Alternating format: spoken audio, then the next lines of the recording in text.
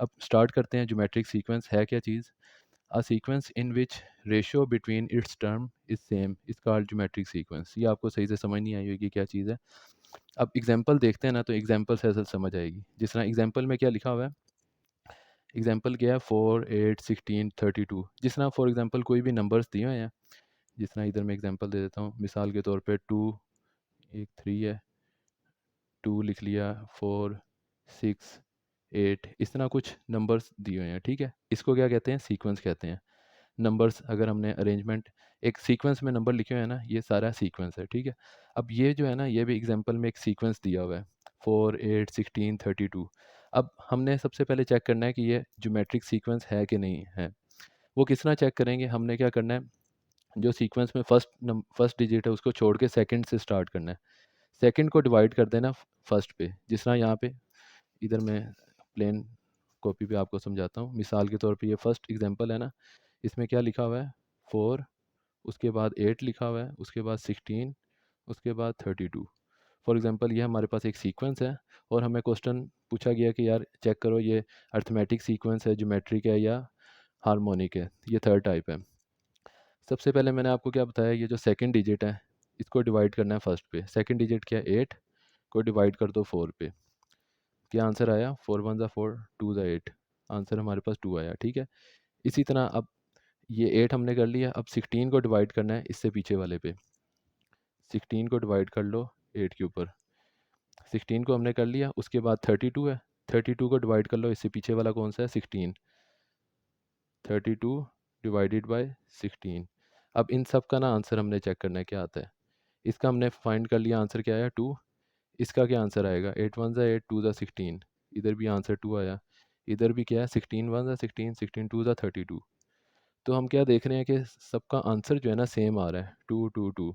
यानी हम जो डिवाइड कर रहे हैं ना सेकंड वैल्यू को फर्स्ट पे, इस वैल्यू को इससे पीछे वाली पे, यानी ये फोर्थ वैल्यू को इससे थर्ड वैल्यू पे डिवाइड किया है, इसी तरह किया है ना। तो जो रेशो है ना वो सेम आ रही है। रेशो क्या आ रही है हमारे पास? 2। अगर रेशो हमारे पास कोई ऐसा सीक्वेंस है जिसमें हमारे पास रेशो सेम आएगी, उसको क्या कहेंगे?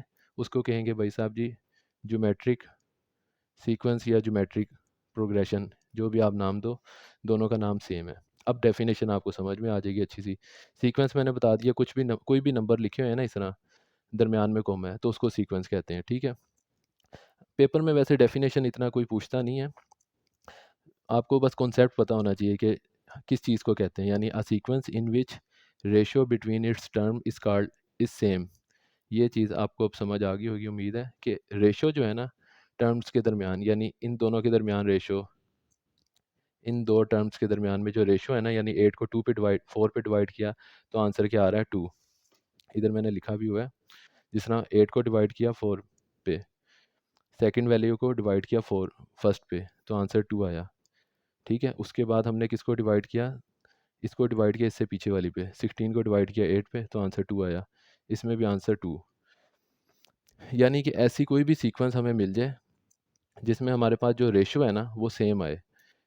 अभी मेरे पास स्टैंड नहीं है इसलिए फिक्स नहीं हो पा रहा, पर उम्मीद है आपको समझ आ रही होगी कि कोई भी ऐसा सीक्वेंस है जिसमें हमारे पास जो रेशियो है वो सेम आए, तो उसको कहते हैं ज्योमेट्रिक सीक्वेंस। फॉर एग्जांपल एक और एग्जांपल देख लें। एग्जांपल से आपको ज़्यादा अच्छे से समझ आता है कि 10 30 19।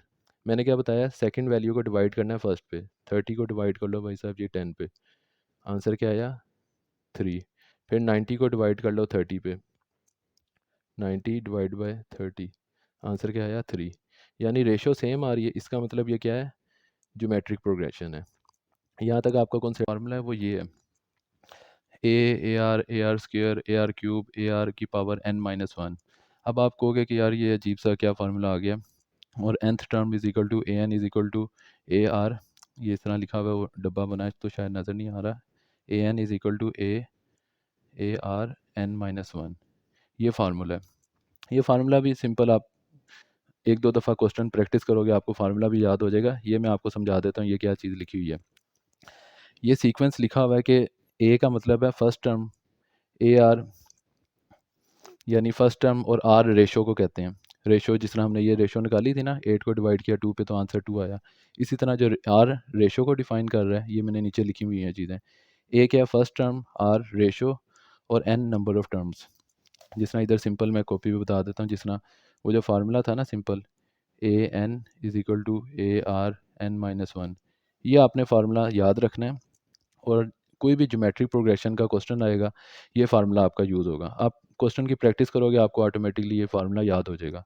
अब ए एन क्या है, ये nth टर्म है। कोई भी मिसाल के तौर पे मैं इधर सीक्वेंस लिखता हूँ, कोई 2 4 6 8 10, ये चली जा रहा है और इधर जाके ना 30 पे एंड हो गया। अब ये 2 क्या है, ये 2 फर्स्ट टर्म है, ठीक है, फर्स्ट टर्म कह दो या ए कह लो इसको। और ये क्या है, ये लास्ट टर्म है, ठीक है, या इसको nth टर्म कह दो, ए nth, ठीक है। और आर क्या होएगा इस केस में, आर होता है वही सब, इसको इस पे डिवाइड कर दो, सेकंड वैल्यू को फर्स्ट पे, 2 डिवाइड बाय 4, या 6 को डिवाइड कर दो 4 पे। ये जो सारे है ना ये रेशो है, ये तो मैंने खुद से कोई सीक्वेंस बनाया है ना, जो असल में ज्योमेट्रिक सीक्वेंस होता है उसमें जो रेशो होती है हमारे पास सेम आएगी।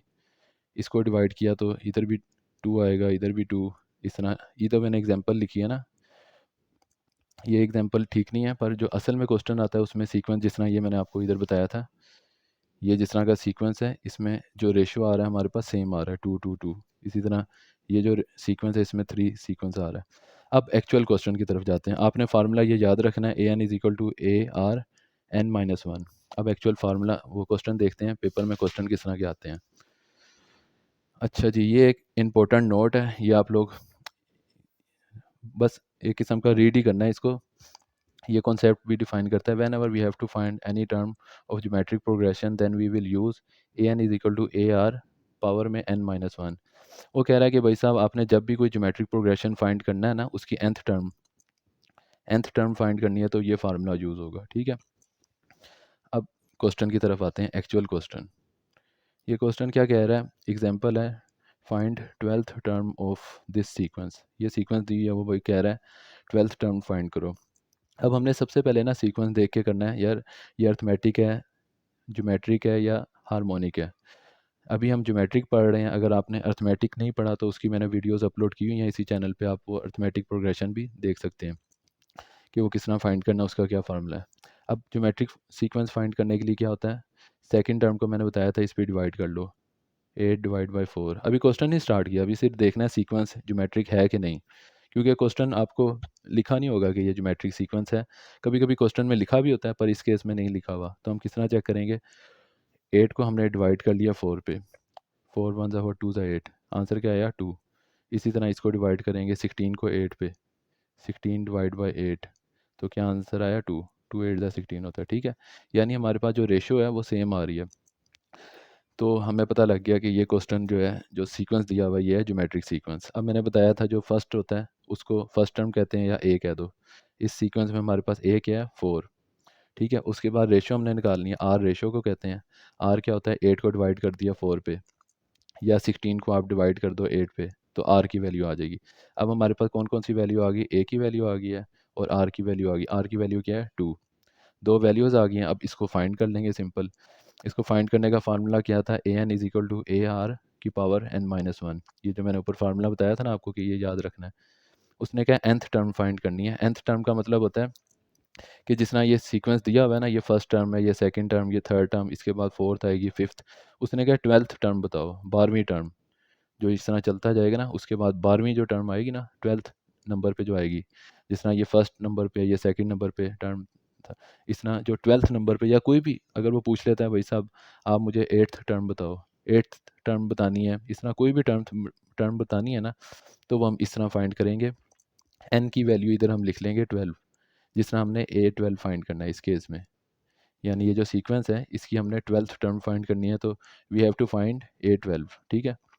ये यानी A1 है, ये A2 A3, इसको इधर आप इस तरह लिख भी सकते हो, A1 A2 A3। ये सीक्वेंस चली जा रहा है, हमने कौन सा फाइंड करना है A12।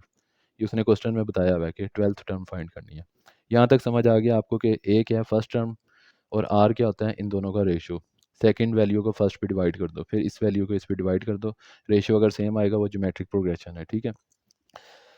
यहाँ तक अगर समझ आ गया तो आप लोगों से रिक्वेस्ट है कि चैनल को सब्सक्राइब और वीडियो को लाइक कर लिया करें। ये सिंपल मेरी मोटिवेशन होती है कि मैं और ज़्यादा वीडियोस बनाऊँ। इस चैनल पे अपलोड करूँ। लोग वीडियो पूरी देख लेते हैं पर चैनल सब्सक्राइब नहीं करते, वो फिर डीमोटिवेशन होती है कि जब यूट्यूब के एनालिटिक्स देखते हैं तो 90% जो लोग हैं उन्होंने चैनल सब्सक्राइब नहीं किया होता, सिर्फ वीडियो देखते हैं। तो अगर आपको यहाँ तक कॉन्सेप्ट समझ आ गया है कि ज्योमेट्रिक प्रोग्रेशन क्या होती है, हमने सेकंड वैल्यू को फर्स्ट पे डिवाइड करना है, अगर रेशो सेम आएगा तो मतलब ज्योमेट्रिक प्रोग्रेशन है, और ये हमारा फार्मूला है उसका।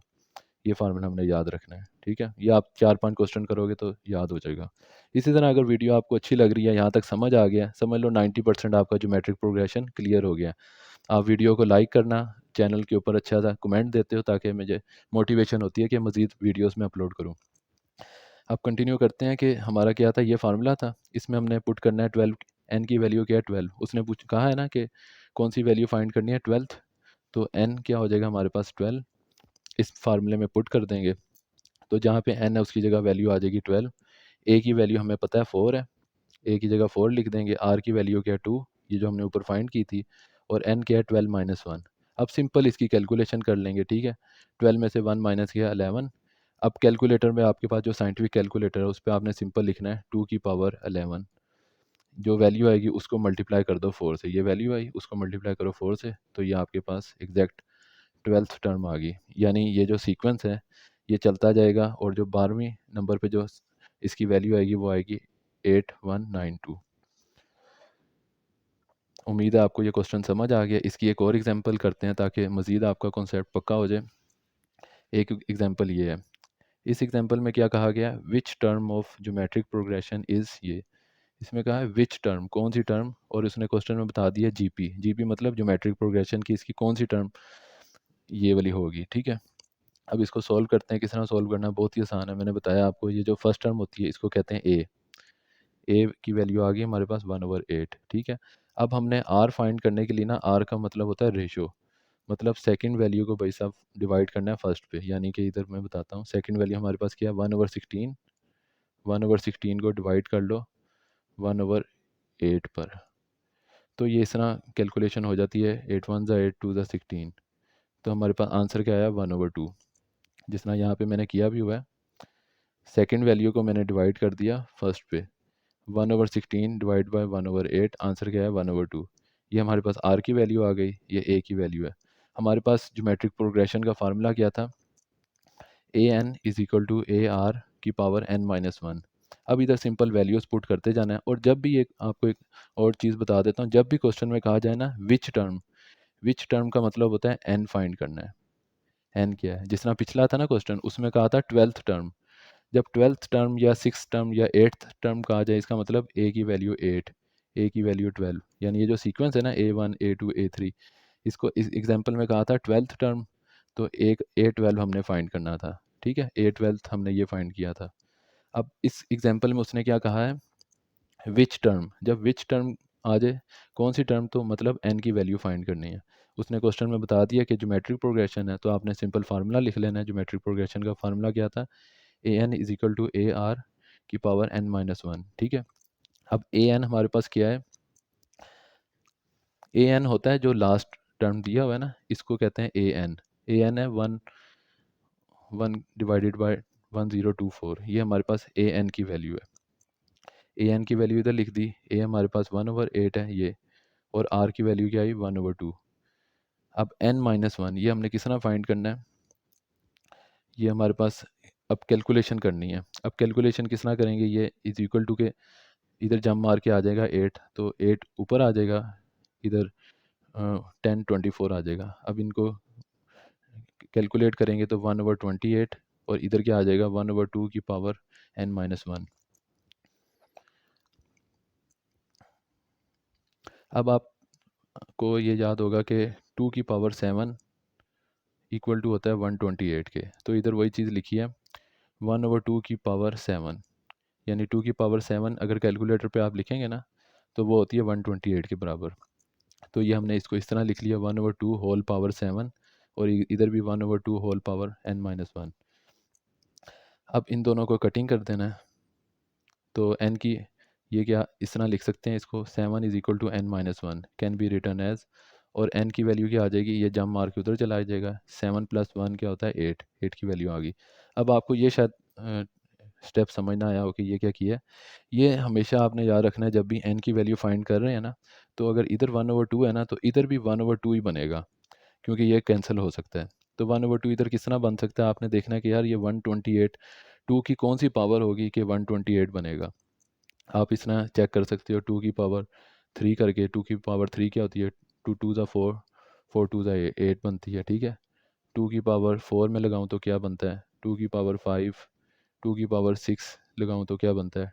जिस तरह अगर 2 की पावर 7 मैंने लगाई तो 128 बनता है, ठीक है। तो मैंने इधर 1/2 की पावर 7, इस तरह ये फिर कैलकुलेट कट जाएगा और हमारे पास n की वैल्यू आ जाएगी, ठीक है। इसी तरह आपने कैलकुलेट करना होता है, अगर इधर फॉर एग्जांपल होता है 1/3, तो हमने 3 की पावर देखनी थी, कौन सी पावर है जिससे ये दोनों कट जाएँ और n की वैल्यू आ जाए। ये दोनों कट गए और n की वैल्यू 8 आ गई। उम्मीद है आपको समझ आ गया होगा।